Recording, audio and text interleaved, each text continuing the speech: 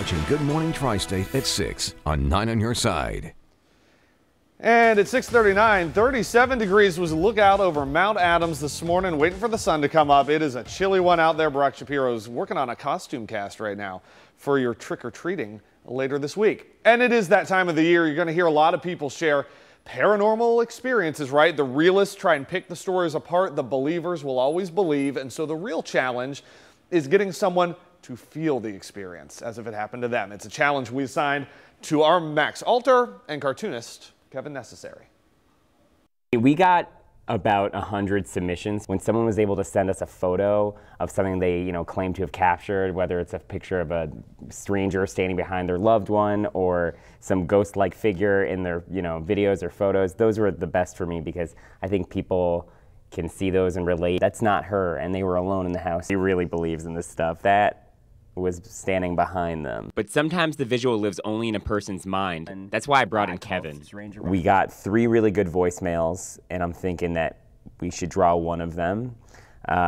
My favorite is one called Cinder Man. Ooh, that's a good title. When I was 6 years old, I lived on a street called Arbor Place, and in the basement, I was riding my big wheel bike around, and this entity that looked like a charred skeleton lunged out at me and vanished. Now, years later, I had just written this off as, just my imagination, but that stepbrother, we were both adults, told me, and I'd never described this thing to him. It was one of the few times he was at the house. He actually saw this thing in the basement.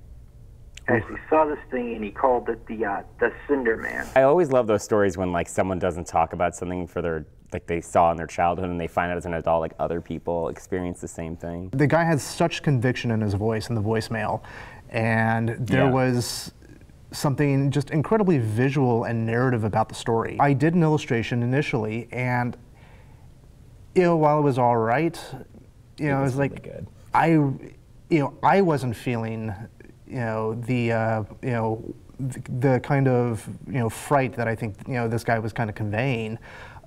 So instead of doing just a single illustration, I turned his story into an actual comic. It's kind of my interpretation of what I think these stories might have looked like. Whether you believe in ghosts or not, it's pretty fun and interesting to see what kind of experiences others have had. All right, call me crazy. I'm a believer. And who's to say? Your family has the same kind of experience, exactly. right?